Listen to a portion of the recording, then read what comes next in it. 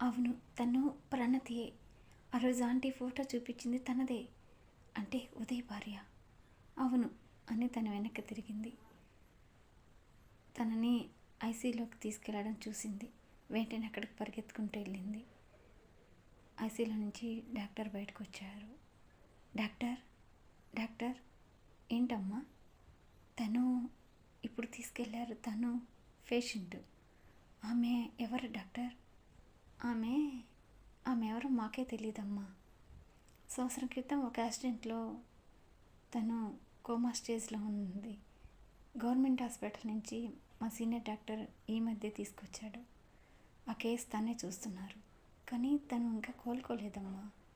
అప్పుడప్పుడు ఒక పేరునైతే పదే పదే అంటుంది. ఏ పేరు డాక్టర్? అది పేరు ఉదయమ్మ. తర్వాత మళ్ళా కోమాలోకి వెళ్ళిపోతుంది. ఆ అమ్మాయి ఇంకెక్కువ రోజులు బతకదమ్మా. ఒక 15 days ఛాన్స్ ఉంది. ఈలోపు తన వాళ్ళు వస్తే ఛాన్స్ ఉండొచ్చు, ఉండకపోవచ్చు. ఇదంతా వింటున్న మనస్విని గుండె వేగంగా కొట్టుకుంది. ఇంతలోకి డాక్టర్ని ఎవరో పిలవడంతో అతను వెళ్ళిపోయాడు. మనస్విని అక్కడ నిల్చుండిపోయింది. ఇంతలోకి అశ్విని వచ్చింది.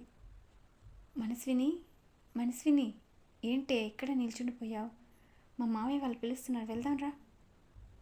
ఏంటే మొహం అంతా చెమట పోస్తుంది, ఏమైంది? మనస్విని,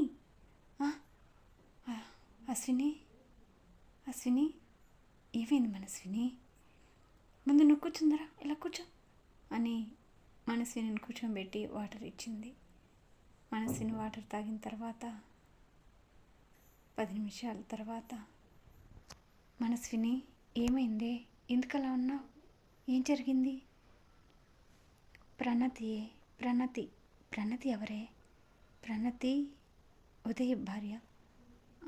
అప్పుడు చెప్పావు, తను లేదు కదా, చనిపోయింది కదా. కానీ ఇక్కడుందే. ఇక్కడ? ఎక్కడే? ఐసీలో ఉంది. తనకు కొమ్మ స్టేజ్లో ఉంది. తను ఎక్కువ రోజులు బతకదంటే వాళ్ళ వాళ్ళు వస్తే ఛాన్స్ ఉందని చెప్పారు డాక్టర్. వాళ్ళ వాళ్ళు వస్తే తను కోలుకోవచ్చే. తను ఉదయనే కలవరిస్తుంది. అందుకే నేను వెళ్ళి ఉదయ్కి ఫోన్ చేస్తాను అని మనస్విని లేచింది. వెంటనే అశ్విని మనస్విని చేను పట్టుకుంది. ఎందుకే ఇప్పుడు వెళ్ళి ఉదయ్కి ఫోన్ చేస్తే ఏం ఉపయోగం? తను వచ్చిన తర్వాత తనకేమన్నా అయితే తనకి మర్చిపోయిన గాయాన్ని మళ్ళీ తిరిగి రేపెట్టినట్టుంటుంది. ఎలాగో తను చనిపోయిందని తను మామూలు స్థితికి వచ్చున్నాడు. ఇప్పుడు చెప్పడం అవసరమా? లేదు అశ్విని, చెప్పాలి. చెప్తే తను బతకొచ్చేమో. ఒకవేళ చనిపోతే అన్నది అశ్విని. అశ్విని, అలా అనకు. నువ్వే కదే చెప్పావు తనకి 15 days కన్నా ఎక్కువ ఉండదని. ఒకేలా చనిపోతే ఉదయ్ చేతిలోనే వెళ్ళిపోతుంది కదే. అదైనా మంచిదే కదే. ఏంటే అది మంచి ఇది మంచి అంటావు? అందరూ మంచి, సరే నీ మంచి ఏది? ఆ రోజు మీ అమ్మమ్మకు బాగాలేదని వెంటనే వెళ్ళిపోయావు. కనీసం ఉదయ్కి చెప్పాలన్న ఆలోచన లేకుండా ఆ రోజు చేచార్చుకున్నావు. మీ నాన్న బాధపడుతున్నాడని శ్రీధర్ గారిని పెళ్లి చేసుకున్నావు. తర్వాత మీ అన్నయ్య ఇబ్బంది పడకూడదని శ్రీధర్ గారింటికి వెళ్ళి బాధపడ్డావు. ఇంకా ఎందుకే ఈ బాధలు? ఎలాగూ తను వెళ్ళిపోతుంది. ఉదయ్ కూడా తను గుర్తుండదు ఇక. ప్లీజ్ నా మాట విను, ఇక్కడి నుంచి వెళ్ళిపోదాం. ఇది మర్చిపో. ఇక్కడ నువ్వు ఉదయ్ని పెళ్లి చేసుకొని నీ జీవితం మామూలుగా సాగించే. ఇదంతా నీకెందుకు చెప్పు?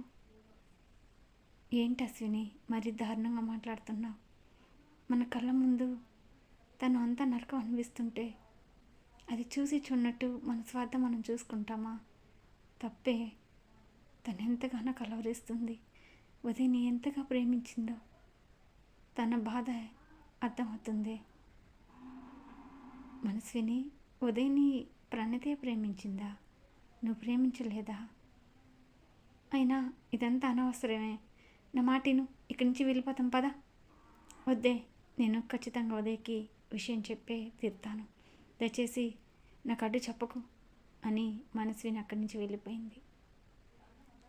అశ్విని చూస్తూ ఇలా అనుకుంది, ఎన్ని త్యాగాలు చేస్తావే నీ జీవితం కోసం, అందరి జీవితం కోసం నీ జీవితాన్ని ఇలా నాశనం చేసుకుంటున్నావే అని ఏడ్చుకుంది అశ్విని.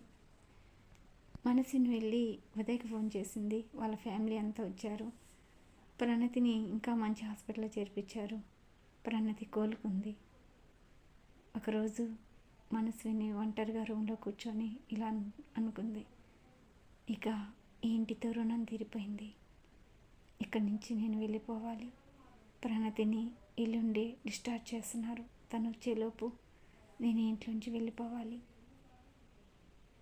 అనుకుంది మనస్విని. వెంటనే ఉదయ్ వాళ్ళ అమ్మ దగ్గరికి వెళ్ళింది. ఆంటీ, మనస్విని రామ్మ కూర్చో. ఆంటీ, నేను ఊరెళ్ళాలనుకుంటున్నాను. ఎక్కడికమ్మా, ఎందుకు? ఆంటీ, శ్రీధర్ గారు మారారట. తన భార్య తనను వదిలేసి వెళ్ళిపోయిందట. తను చాలా పశ్చాత్తాపడుతున్నారని అన్నయ్య అశ్వినికి ఫోన్ చేసి చెప్పాడు. అశ్విని నాతో కాంటాక్ట్ అయింది. అన్నయ్య శ్రీధర్ నాతో మాట్లాడారు. నేను చాలా బాధపడుతున్నాడు ఆంటీ. నేను వెళ్తాను. సరేనమ్మా, ఇంతగా చెప్తున్నావు కదా, నేను ఎందుకు కాదంటాను. నీ జీవితం కూడా చక్కబడితే అంతకన్నా ఇంకేం కావాలి తల్లి. ఆంటీ, మీరు నాకెంతో సహాయం చేశారు. ఒక తల్లిలా మీ గుండెల్లో దాచుకున్నారు. మిమ్మల్ని మర్చిపోలేను ఆంటీ, మీ రుణం తీర్చుకోలేను అని ఆంటీని గట్టిగా కౌగిలించుకొని బాధపడింది మనస్విని. బాధపడకమ్మా, బాధపడకు. నీకెప్పుడు ఏ అవసరం వచ్చినా ఈ కుటుంబం నీకు అండగా ఉంటుంది. తక్కువ కాలంలోనే మా మనసులో స్థానం సంపాదించావు. నీ వల్లే మా ప్రణతి ఇంటికి వస్తుంది. నీకెప్పుడైనా ఈ ఆంటీ ఉందని మర్చిపోక తల్లి. సరే ఆంటీ, నేను ఉంటాను అని మనస్విని వెళ్ళిపోయింది. ఉదయ్ వాళ్ళమ్మ చూస్తూ ఉండిపోయింది. మనస్విని బ్యాగ్ సర్దుకుంటుంది. ఇంతలో ఉదయ్ వచ్చాడు. మనస్విని, బయలుదేరుతున్నావా? అవును ఉదయ్, వెళ్తున్నాను. ఉండొచ్చు కదా, రేపు మనస్విని వస్తుంది. సారీ, రేపు ప్రణతి వస్తుంది. లేదు ఉదయ్, ప్రణతికి కొత్తగా నన్ను నేను పరిచయం చేసుకోవడం బాలేదు. తను రాకముందే వెళ్ళిపోవడం మంచిది. అందుకే బయలుదేరుతున్నాను. ఆంటీతో చెప్పాను, విషయం నీకు చెప్పింది కదూ? అమ్మ చెప్పింది శ్రీధర్ గారి గురించి. తను మారారా? మారారు, అందుకే వెళ్తున్నాను. వెళ్ళక తప్పదా? తప్పదు కదా, వెళ్ళాలి అని తను అటు మళ్ళుకొని బ్యాగ్ సర్దుకుంటుంది. ఇంతలో ఉదయ్ ఒక మాట అన్నాడు. మనస్విని, నేను ఒక మాట అడగచ్చా? చెప్పు ఉదయ్. ఈ టైంలో అడగచ్చో అడగకూడదో నాకు తెలియదు, కానీ ఎందుకో అడగాలనిపించింది. మన స్నేహంలో ఏ రోజు నన్ను నువ్వు ప్రేమించలేదా? ఒక్క నిమిషం. మనస్విని గుండె ఆగిపోయింది. చెప్పు మనస్విని. తను అనుకుంది, లేదు ఉదయ్, నేను నిన్ను ప్రేమించాను. నా మనసులో నువ్వు ఉన్నావు, కానీ నా రాతలో నువ్వు లేవు. నీ మనసులో నేనున్నాను, కానీ నా రాతలో నువ్వు లేవు. అది నీకు చెప్పాలనుకున్నాను. ప్రేమించానని చెప్పి నీ జీవితంలోకి రావాలనుకున్నాను, కానీ విధి నన్ను మళ్ళా దూరం చేసింది. ఇప్పుడు నీతో చెప్పాలని నిన్ను పట్టుకొని ఏడవాలనుంది, కానీ ఈ టైంలో కూడా నాకు ఒక్కసారిగా మౌనంగా కన్నీళ్ళని వదిలేసింది మనస్విని. మనస్విని చెప్పు. "ఆ, అది" తన వైపు తిరిగి, లేదు ఉదయ్, నువ్వు నాకు జస్ట్ ఫ్రెండ్ మాత్రమే. నేను ఎప్పుడూ నిన్న ఉద్దేశంతో చూడలేదు. ఆంటీ అడిగిందని ఏదో అనుకున్నాను అంతే, ఆలోచించాను ఆ రోజంతే. నేను బయలుదేరుతాను. రెండోసారి కూడా వెళ్ళిపోతున్నావు కదూ ఉదయ్? అదే 2 రోజులైనా ఉండాల్సింది కదూ అంటున్నాను. సరే బయలుదేరుతాను. నేను డ్రాప్ చేయనా? వద్దు, ట్యాక్సీ వస్తుంది, వెళ్తాను. సారీ మనస్విని, నీ మనసు బాధ పెట్టుంటే క్షమించు. పర్లేదు ఉదయ్, అలా ఏమనుకోకు, నేను ఉంటాను అని మనస్విని బయటకు వెళ్ళింది. అందరూ అదే వాళ్ళ కుటుంబ సభ్యులందరూ తనకు సెండ్ ఆఫ్ ఇస్తున్నారు. కారు వాకిటి ముందు వచ్చి ఆగింది. వెళ్తున్నాను ఉదయ్ అని బయలుదేరింది. ఉదయ్ మనసులో ఇలా అనుకున్నాడు, మనస్విని, నువ్వు నన్ను ప్రేమించావని నాకు తెలుసు. నాకు అశ్విని అంతా చెప్పింది. కానీ ఈ విషయం నీతో చెప్తే నువ్వు బాధపడతావు. నీ త్యాగానికి విలువ లేకుండా పోతుంది. అందుకనే నువ్వెంత త్యాగం చేసావో తను నాకు చెప్పింది. నీలాంటి మంచి అమ్మాయిని నా జీవితంలో దేవుడు రాసిపెట్టినందుకు బాధపడుతున్నాను. అలాగే ఇంత ఉత్తమమైన నీ మనసులో నాకు స్థానం ఉన్నందుకు సంతోషపడుతున్నాను. ఈ జన్మకి ప్రణతి భర్తని, మరో జన్మంటూ ఉంటే నీ భర్తగా పొందే అదృష్టాన్ని కోరుకుంటున్నాను. I love you Manaswini, and ever for ever అని ఉదయ్ కళ్ళల్లో నీళ్లు తిరిగాయి. మనస్విని వెళ్ళి ట్యాక్సీలో కూర్చుంది. ఉదయ్ వైపు చూసి, ఉదయ్, ఈ జన్మకి రాదని మరో జన్మకైనా రుబ్బీని అవుతానేమో, రుబ్బీని అవ్వాలని కోరుకుంటున్నాను అని కళ్ళు వాల్చేసింది. ట్యాక్సీ బయలుదేరింది. మనస్విని వైపు, కారు వైపు చూస్తూ ఉండిపోయాడు ఉదయ్. కలవని జీవితాలు, కలిసిన మనసులు అనుకున్నాడు. మేడం, ఎక్కడికి దింపాలి మిమ్మల్ని అడిగాడు ట్యాక్సీ డ్రైవర్. ఎక్కడికి వెళ్ళాలి? ఎక్కడికి? అందరికీ శ్రీధర్ పిలిచాడని అబద్ధం చెప్పి బయలుదేరాను. ఎక్కడికి వెళ్ళాలి అని ఆలోచిస్తుంటే, చెప్పండి మేడం. బీచ్కి తీసుకెళ్ళండి అంది. ఇలా బీచ్లో కూర్చున్న తనకి ఆలోచనలో పక్కన శబ్దం అవడంతో పక్క తిరిగి చూసింది. ఒక ముసలి జంట. ఆమె జారి పడిపోయింది. అయినా ఆమెను లేపలేకపోతున్నాడు.